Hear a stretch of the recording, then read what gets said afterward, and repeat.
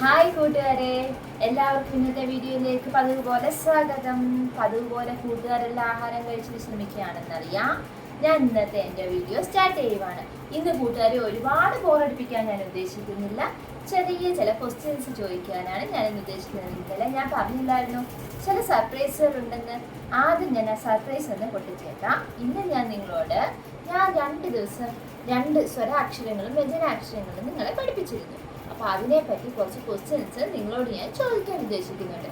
ഞാൻ പഠിപ്പിച്ചത് നിങ്ങൾക്ക് മനസ്സിലായെന്ന് എനിക്കറിയണ്ടേ, അതിനു വേണ്ടിയാണ് അത്. അപ്പം ആ ക്വസ്റ്റ്യൻസ് ചോദിക്കുമ്പോൾ അത് നിങ്ങൾക്ക് അറിയാമെങ്കിൽ നിങ്ങൾ എനിക്കത് എൻ്റെ കമൻറ്റ് ബോക്സിലൂടെ എനിക്ക് അതിൻ്റെ ആൻസേഴ്സ് അയച്ചു തരിക.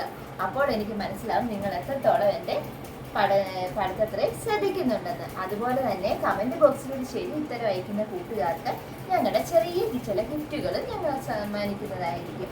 അപ്പോൾ നമുക്ക് ആ ക്വസ്റ്റ്യനിലോട്ട് ഒരുപാട് താമസിക്കാതെ പോകാം. ഏതൊക്കെ ക്വസ്റ്റ്യൻസ് എന്നുള്ളതാണ്. കൂട്ടുകാർ ഈ ബോർഡ് കണ്ടോ? ഈ ബോർഡിൽ ഞാൻ എഴുതിയിരിക്കുന്ന ക്വസ്റ്റ്യൻസ് കണ്ടോ? അത് എത്ര ക്വസ്റ്റ്യൻസ് ഉണ്ട്? 1 2 3 4 4 ക്വസ്റ്റ്യൻസ് ഉണ്ട്. ഞാൻ ഒരുപാട് ക്വസ്റ്റ്യൻസ് ഒന്നും ചോദിക്കുന്നില്ല. 4 ക്വസ്റ്റ്യൻസ് ആണ് ഇന്ന് ഞാൻ കൂട്ടുകാരോട് ചോദിക്കുന്നത്. ഇനി ആ ക്വസ്റ്റ്യൻസ് ഏതാണെന്ന് ഞാൻ വായിച്ചു തരട്ടെ. കൂട്ടുകാർ ശ്രദ്ധിച്ചോണേ. ഫസ്റ്റ്, ഒന്നാമത്തെ ക്വസ്റ്റ്യൻ ഏതാണ്? കാട്ടിലെ രാജാവ് ആര്? ഞാനത് സ്വരാക്ഷരങ്ങൾ പഠിപ്പിച്ചപ്പോൾ കൂട്ടുകാർക്ക് പഠിപ്പിച്ചു തന്നതാണ്. അതിനിടയ്ക്ക് സ്വരാക്ഷരങ്ങളും വ്യഞ്ജനാക്ഷരങ്ങളും പഠിപ്പിക്കുമ്പോൾ ഞാൻ അതിനിടയ്ക്ക് ചില കഥകളൊക്കെ പറഞ്ഞു തന്നിട്ടുണ്ട്, ആനുകാലിക സംഭവങ്ങൾ വിശദീകരിച്ചിട്ടുണ്ട് ഇല്ലേ? അപ്പോൾ അതിൻ്റെ ഇടയ്ക്ക് സ്വരാക്ഷരങ്ങളും വ്യഞ്ജനാക്ഷരങ്ങളും ഒക്കെ പഠിപ്പിക്കുമ്പോൾ ഇങ്ങനെ പല കഥകൾ ഞാൻ നിങ്ങൾക്ക് പറഞ്ഞു തന്നിട്ടുണ്ട്. അപ്പോൾ ആ കഥകളിലൊക്കെ ഇതിൻ്റെ ആൻസേഴ്സ് ഉണ്ടായിരുന്നു. അപ്പോൾ ഒന്നൊരു ക്വസ്റ്റ്യൻ വായിക്കാം. കാട്ടിലെ രാജാവ് ആര്? കൂട്ടുകാർക്ക് അറിയാൻ വഴിയുണ്ട്, എന്നാലും അതറിയാം നിങ്ങൾക്കത് മനസ്സിലാവുന്നുണ്ടെന്നുണ്ടെങ്കിൽ എൻ്റെ കമൻറ്റ് ബോക്സിൽ അയക്കുമ്പോൾ എനിക്കൊരു സന്തോഷമാണ്. അടുത്ത രണ്ടാമത്തെ ക്വസ്റ്റ്യൻ ഏതാണെന്നറിയാമോ? കരയിലെ ഏറ്റവും വലിയ മൃഗം ഏത്? ക്വസ്റ്റ്യൻ ഒന്നുകൂടി ഞാൻ ആവർത്തിക്കാം. കരയിലെ ഏറ്റവും വലിയ മൃഗം ഏത്? ഇനി മൂന്നാമത്തെ ക്വസ്റ്റ്യൻ എന്താണെന്നോ? ശ്രദ്ധിച്ചോണേ കൂട്ടുകാരെ. ആ എന്ന അക്ഷരത്തിൽ നിന്ന് വരുന്ന 2 വാക്കുകൾ ഏത്? ആ എന്ന അക്ഷരത്തിൽ നിന്ന് വരുന്ന 2 വാക്കുകൾ ഏത് എന്നുള്ളതാണ് മൂന്നാമത്തെ ക്വസ്റ്റ്യൻ. ഇനി നാലാമത്തെ ക്വസ്റ്റ്യൻ, അതും ശ്രദ്ധിച്ചോണേ. അസുഖം വന്നാൽ അത് മാറാൻ നമ്മൾ കഴിക്കുന്നത് എന്ത്? അസുഖം വന്നാൽ അത് മാറാൻ നമ്മൾ കഴിക്കുന്നത് എന്ത്? ഇപ്പം മഴക്കാലമാണ്, കൂട്ടുകാർക്ക് അസുഖങ്ങളൊക്കെ വരാൻ പറ്റിയ സമയമാണ്.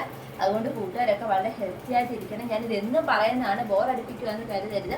അതായത് മഴക്കാലമൊക്കെ ആയതുകൊണ്ട് പനിയും കൂട്ടുകാർ മഴയൊക്കെ നനയുമ്പോൾ പനിയും തണുപ്പൊക്കെ അടിക്കുമ്പോൾ ഓരോ അസുഖങ്ങളൊക്കെ കൂട്ടുകാർക്ക് വരും. അന്നേരം നമ്മുടെ സ്കൂളിൽ പോക്ക് മുടങ്ങും. പിന്നെ അത് ഭയങ്കര കോംപ്ലിക്കേറ്റഡ് ആവും. പഠനത്തിൽ അത് ഭയങ്കര പ്രശ്നങ്ങളാവും. നമുക്ക് കണ്ടിന്യൂസ്ലി സ്കൂളിൽ പോകാൻ പറ്റാതാവും. അതുകൊണ്ടൊക്കെയാണ് അസുഖം വരുമ്പോൾ കഴിവതും അസുഖം വരാതിരിക്കാൻ നോക്കുക. അപ്പോൾ അസുഖം വരുമ്പോൾ നമ്മൾ അത് മാറാൻ എന്താണ് കഴിക്കുന്നതെന്നാണ് ചോദ്യം. അപ്പോൾ ക്വസ്റ്റ്യൻ ഞാൻ ഒന്നുകൂടി 4 ക്വസ്റ്റ്യൻ ഞാൻ ചോദിച്ചിട്ടുണ്ട്. ആ ക്വസ്റ്റ്യൻസ് ഒന്നുകൂടി ഞാനൊന്ന് പറയാം. കാട്ടിലെ രാജാവ് ആര്? ക്വസ്റ്റ്യൻ നമ്പർ 1, കാട്ടിലെ രാജാവ് ആര്? ക്വസ്റ്റ്യൻ നമ്പർ 2, കരയിലെ ഏറ്റവും വലിയ മൃഗം ഏത്? ക്വസ്റ്റ്യൻ നമ്പർ 3, ആ എന്ന അക്ഷരത്തിൽ നിന്ന് വരുന്ന 2 വാക്കുകൾ ഏത്? ക്വസ്റ്റ്യൻ നമ്പർ 4, അസുഖം വന്നാൽ അത് മാറാൻ നമ്മൾ കഴിക്കുന്നത് എന്ത്? അപ്പം ഞാൻ പഠിപ്പിച്ച സ്വരാക്ഷരങ്ങളും വ്യഞ്ജനാക്ഷരങ്ങളും പഠിച്ച കുട്ടികൾ പഠിച്ചിട്ടുള്ളവരാണെങ്കിൽ, അത് നിങ്ങൾ മനസ്സിലാക്കിയിട്ടുണ്ടെങ്കിൽ, നിങ്ങൾ എൻ്റെ വീഡിയോസ് ശ്രദ്ധിച്ചിട്ടുണ്ടെങ്കിൽ കൂട്ടുകാർക്ക് ഇതിൻ്റെ ആൻസേഴ്സ് എഴുതാൻ പറ്റും. അപ്പം കൂട്ടുകാരതൊന്ന് നോക്കുക. ഇതിൻ്റെ ആൻസേഴ്സ് അറിയാമെങ്കിൽ എനിക്കിത് കമൻറ്റ് ബോക്സിൽ ഇട്ട് തരിക. കൂട്ടുകാരെൻ്റെ ചാനൽ സബ്സ്ക്രൈബ് ചെയ്യുക, വീഡിയോ ലൈക്ക് ചെയ്യുക. കൂട്ടുകാർക്ക് വീണ്ടും പതിവ് പോലെ ഒരു ഗുഡ് നൈറ്റ് ഞാൻ ആശംസിക്കുന്നു. ബൈ.